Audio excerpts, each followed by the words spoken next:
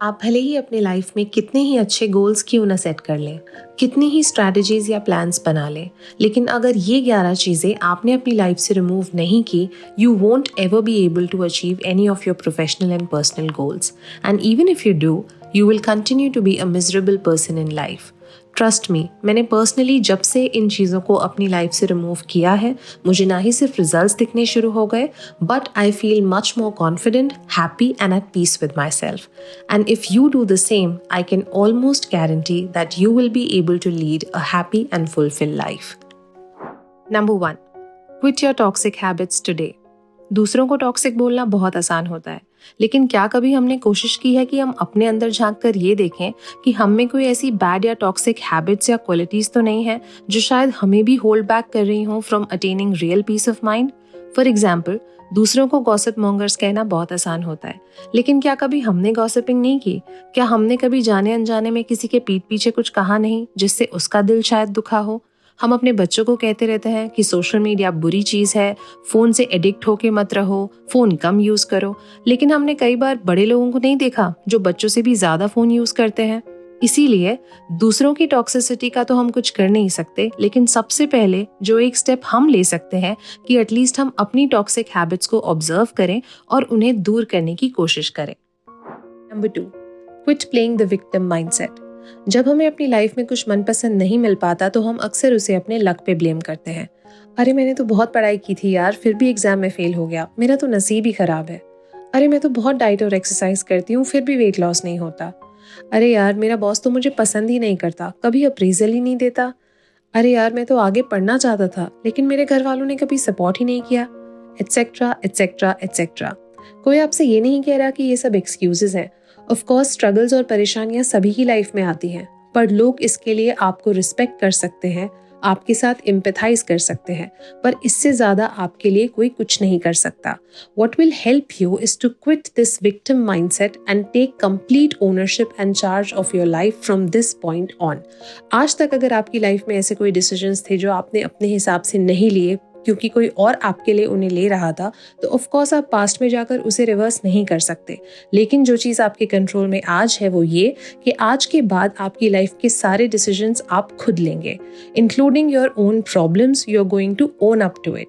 जब आप दूसरों को अपनी परेशानियों के लिए ब्लेम करना बंद करते हैं और अपनी लाइफ की कंप्लीट रिस्पॉन्सिबिलिटी अपने हाथों में लेते हैं, it helps your mind to embrace a solution oriented mindset. और आपका ब्रेन धीरे धीरे आपका फोकस परेशानियों से हटाकर सोल्यूशन की तरफ शिफ्ट करने लगता है. आपको एक बिलीफ देने लगता है कि आप अपनी लाइफ फिक्स करने के लिए केपेबल है, और धीरे धीरे आपके ब्रेन का फोकस शिफ्ट होने लगेगा from what's wrong in my life से how I can fix my life पे. इसीलिए आने वाले साल में अपनी एनर्जीज को सोल्यूशन ढूंढने में लगाइए और ब्लेम गेम को क्विट करिए. Number 3, quit gossiping. अब आप कहेंगे नहीं, हम तो गॉसिप नहीं करते, हम तो बहुत पॉजिटिव हैं. बस कभी कभी हम अपने दोस्तों या कलीग से बात करके अपनी फ्रस्ट्रेशन वेंट आउट कर लेते हैं. रियलिटी ये है कि हम सबको उस एक इंसान से बात करना अच्छा लगता है जो हमारी साइड ऑफ द स्टोरी समझे, हमसे रिलेट कर सके और अंत में हमारी ही साइड ले. इसीलिए हर बार जाने अनजाने में हम अपनी स्टोरी को रिलेटेबल बनाने के लिए कभी कभी रियलिटी को ट्वीक कर देते हैं. दूसरी बात यह है कि इवन अगर हम ये मान भी लें कि आप अपना साइड ऑफ द स्टोरी जो बता रहे हैं वो कम्प्लीटली जेन्युइन और ऑनेस्ट भी है, तो भी सामने वाला पर्सन आपको जो एडवाइस देगा वो भी बायस्ड होगी according to his life experiences, जो कि हो सकता है आपकी वर्क और होम सिचुएशन से डिफरेंट हो और आपके केस में अप्लाई ना करती हो.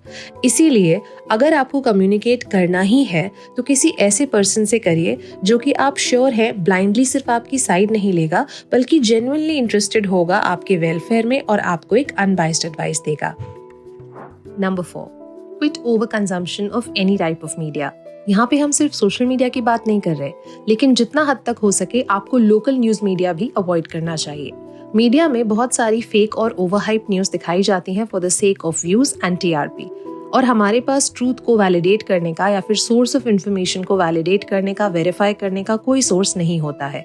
इसलिए हम सिंपली रिलाई करते हैं कि कितनी बार वो ब्लॉग पोस्ट या वो न्यूज़ आइटम शेयर की जा रही है, कितनी ज़्यादा वो वायरल है, कितने ज़्यादा व्हाट्सएप ग्रुप पे उसको फॉरवर्ड किया जा रहा है। अगर ज़्यादा से ज़्यादा वो इन्फॉर्मेशन वायरल होती है, स्प्रेड होती है और बहुत सारे लोग उसके बारे में बात करने लगते हैं तो हम उस पर बिलीव करने लगते हैं। हम सभी जानते हैं कि काफ़ी हद तक ये लोग इस तरह की न्यूज़ को एग्जैजरेट करते हैं ताकि व्यूअर्स का अटेंशन गेन कर सकें, लेकिन रियलिटी क्या है किसी को भी नहीं पता। इसलिए अगर आप सच में न्यूज़ जानना चाहते हैं, करंट अफेयर्स से अवेयर रहना चाहते हैं, तो सही तरीका है is to read the physical paper, क्योंकि वहां पर अगर आपको कोई डाउट या क्वेश्चन होता भी है तो मोस्ट केसेस में आप सोर्सेज को चैलेंज कर सकते हैं। Number 5, quit unhealthy lifestyle and habits. अनगिनत स्टडीज आज तक इस बारे में हो चुकी हैं जो ये एस्टैब्लिश करती हैं कि हमारी फिजिकल और मेंटल हेल्थ का डायरेक्ट कोरिलेशन है। जितनी बेहतर आपकी फिजिकल हेल्थ होती है, काफ़ी हद तक आपकी मेंटल हेल्थ भी उतनी कंट्रोल में रहती है। जितनी बेहतर आपकी डाइट होती है तो आपके लाइफस्टाइल में कोई लेथार्जी नहीं रहती, और जितना एक्टिव लेवल ऑफ हेल्थ आपका फिजिकली होगा उतना ही बेटर आपका मेंटल हेल्थ होगा। मेंटल स्टेट बेटर होने से आप लाइफ में बड़ी चीज़ों पर फोकस कर पाते हैं, आपको क्लैरिटी आती है और आप अपने लॉन्ग टर्म प्रोफेशनल गोल्स पर ज़्यादा अच्छे से फोकस कर सकते हैं और मोटिवेट होते हैं लाइफ में कुछ बेटर करने के लिए। इसीलिए आज जिस पुअर लाइफस्टाइल को काम का प्रेशर कह के आप जस्टिफाई कर रहे हैं, आज ही के आज ये डिसाइड करें कि आने वाले साल में उसे कैरी फॉरवर्ड नहीं करेंगे और उसे टाइम के साथ साथ बेहतर करने की कोशिश करेंगे। Number 6, quit the company of toxic people right away. Of course आप सभी ये जानते हैं कि जितने भी लोग बाय नेचर टॉक्सिक होते हैं, चाहे फिर वो हमारी फैमिली में हो, फ्रेंड सर्कल में हो या वर्क प्लेस में हो, वो सभी एनर्जी ड्रेनर्स होते हैं। खुद तो वो नेगेटिव होते ही हैं और किसी और को भी कुछ पॉजिटिव करता देख नहीं सकते। उनका इन जनरल जो ये एक नेगेटिव सा ऑरा होता है, हर चीज़ को लेके जो पेसिमिस्ट एटीट्यूड होता है, या फिर कोई अगर कुछ अच्छा करने जा रहा हो तो उसे सराहते नहीं है। इन जनरल उनका ये जो एक बिटर एटीट्यूड होता है लाइफ की तरफ, ये उनके खुद के लाइफ एक्सपीरियंसेस, बैकग्राउंड और मेंटालिटी के कारण होता है। लेकिन अगर आप ऐसे नहीं हैं और आप खुद में एक पॉजिटिव और ड्रिवन इंसान है जो आगे बढ़कर लाइफ में कुछ अच्छा करना चाहते हैं, अपनी क्वालिटी ऑफ लाइफ को और अपने सर्कमस्टांसेस को इम्प्रूव करना चाहते हैं, बेटर करना चाहते हैं, then you do not need to feel apologetic about leaving such people behind in your life. आपको इन्हें कोई जस्टिफिकेशन देने की भी ज़रूरत नहीं है। सिंपली अपनी बाउंड्रीज डिफाइन कर लें, ना ही गिल्टी फील करने की ज़रूरत है और ना ही आपको कोई जस्टिफिकेशन देने की ज़रूरत है। अगर आप अपनी लाइफ में ऐसे लोगों को रखते हैं जो आपको हर्ट करते रहते हैं, आपको यूज़ करते हैं, आपको नीचा दिखाते हैं, आपको वैल्यू नहीं करते, तो आज से ही डिसाइड करें कि आने वाले टाइम में ऐसे लोगों को अपनी लाइफ से बेझिझक होकर रिमूव कर देंगे। Number 7, setting your goals according to the world standards.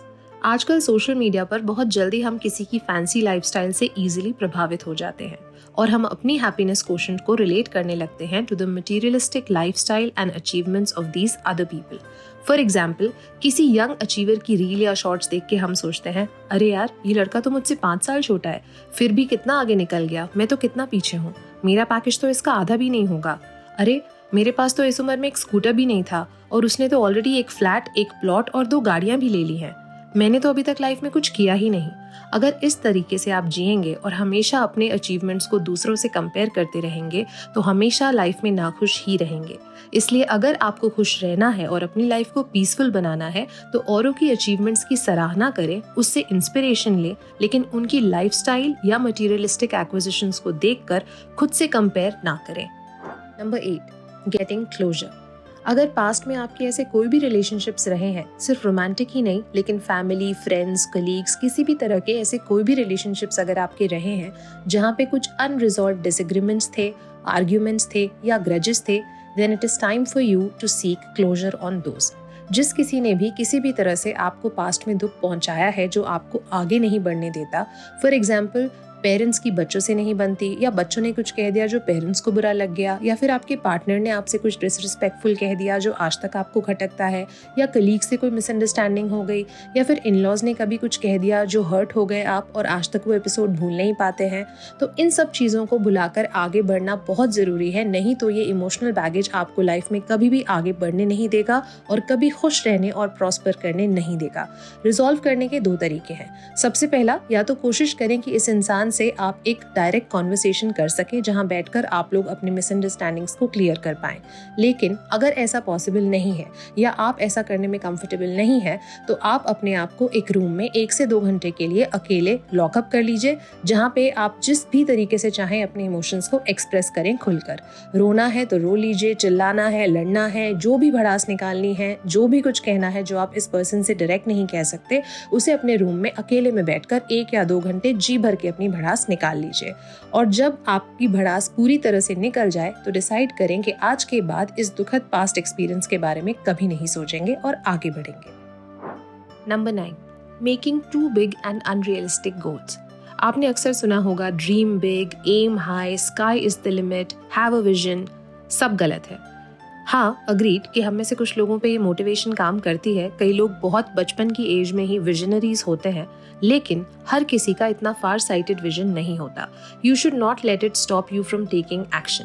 कुछ लोगों के लिए ये ड्रीम बिग का मोटिवेशन, ये फिलॉसफी वर्क करती है इन अ पॉजिटिव वे, लेकिन हम में से बहुत सारे ऐसे लोग हैं जो ये सब सुन के डर जाते हैं। इतना डर जाते हैं कि स्टार्ट ही नहीं करते। जब हम ऑफकोर्स एग्जाम्पल सुनते हैं ऐसे बच्चों का जो 17-18 साल की उम्र में मिलियनर्स और बिलियनर्स बन चुके हैं, तो जब कभी भी हम अपनी अचीवमेंट को इनसे कंपेयर करते हैं तो हम खुद को छोटा ही पाते हैं, खुद को गुड फॉर नथिंग समझते हैं। इसीलिए अगर आप बिल्कुल जीरो से स्टार्ट कर रहे हैं या स्लाइटली अबव एवरेज लेवल से अपनी लाइफ की जर्नी स्टार्ट कर रहे हैं, चाहे फिर वो किसी हैबिट पर काम करना हो या अपने किसी प्रोफेशनल टारगेट पर, तो स्टार्टिंग में मैं आपसे ये कहूंगी, dream small and start small. It will at least give you some sort of encouragement to at least take the first step. आप कम से कम कुछ ना करने की जगह कुछ तो एक्शन लेंगे और आगे बढ़ने के लिए मोटिवेटेड रहेंगे। Number 10, mindless eating. आजकल हम खाना सिर्फ भूख लगने पर नहीं खाते, लेकिन हर छोटी बड़ी बात पर खाते हैं। ज्यादा स्ट्रेस हो गया है तो उसको रिलीफ करने के लिए, मूड अच्छा नहीं है तो खुद को चीयर अप करने के लिए। और फूड डिलीवरी एप्स और ऑनलाइन वेंडर्स के साथ ये बहुत आसान भी हो गया है कि विद इन 10 सेकेंड्स आपका ऑर्डर प्लेस हो जाता है। लेकिन ये आदत आपको छोड़नी होगी। नाउ ये सिर्फ वेट गेन के बारे में नहीं है। ऑफ कोर्स अगर हम बाहर का ज्यादा खाना खाते हैं तो वेट गेन तो हमें होता ही है, ओबेसिटी रिलेटेड बाकी इश्यूज भी हमको हो जाते हैं। ऑल्सो जब हम इतना ज्यादा बाहर का प्रोसेस्ड फूड खाते हैं तो हमें हेल्थ रिलेटेड बाकी तरह के डिसऑर्डर्स भी हो जाते हैं, जैसे hormone imbalance, mood swings, indigestion etcetera. इसलिए टाइम आ गया है कि आप अपनी बॉडी के लिए केयर करें। अगर आपको किसी भी तरह की माइंडलेस ईटिंग की हैबिट है, और ये सिर्फ स्मोकिंग ड्रिंकिंग के बारे में नहीं है, लेकिन अगर रात को टीवी देखते वक्त आपको बिंज ईटिंग की आदत है, बहुत ज्यादा जंक खाते हैं आप, कोल्ड ड्रिंक्स पीते हैं, चिप्स खाते हैं, या मीठे की बहुत क्रेविंग होती है इसलिए बेहिसाब दिन में मीठा खाते रहते हैं, या अगर आप कैफीन डिपेंडेंट हैं तो दिन में 10-10 चाय या कॉफी के कप पीते हैं, तो ये आदतें आपके लिए बिल्कुल अच्छी नहीं है। इसलिए धीरे धीरे कोशिश करें इन आदतों को दूर करने की।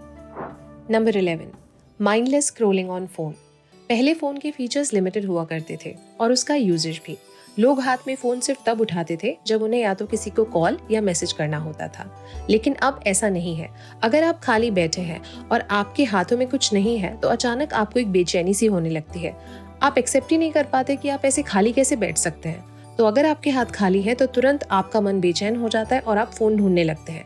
फिर आप फोन को हाथ में उठाते हैं, फोन को ओपन करते हैं और फिर डिसाइड करते हैं कि मुझे यूट्यूब करना है, इंस्टाग्राम करना है, ईमेल्स करनी है या व्हाट्सएप करना है। ऐसा करने से ज्यादा कुछ खास काम ना होने पर भी आप अपने माइंड को नीडलेसली 24/7 ऑक्यूपाई करके रखते हैं और आपका ब्रेन हमेशा एक्सेसिव डेटा कंजम्पशन की वजह से टायर्ड फील करता है। नेक्स्ट टाइम जब आप खाली बैठें तो तुरंत से फोन ना उठा लें, अपने आसपास की चीजों को देखें, ऑब्जर्व करें आपके आसपास क्या हो रहा है। तब जाकर आपके ब्रेन को एक स्पेस मिलेगी अपने इंटरनल थॉट्स को डिस्कवर करने की, और ना कि आप एक एक्सटर्नल फोर्स्ड थिंकिंग के लूप में फंस जाएंगे जो इंटरनेट की वजह से होता है। तो अगर आप अपनी आने वाली लाइफ को हैप्पी और पीसफुल बनाना चाहते हैं तो आज से ही इन 11 बातों को अपनी लाइफ से इमीडिएटली रिमूव कर दें। उम्मीद करती हूँ ये वीडियो आपको हेल्पफुल लगा होगा और आप इन पॉइंट्स को अपनी लाइफ पर जरूर अप्लाई करेंगे। I wish you all the happiness and prosperity.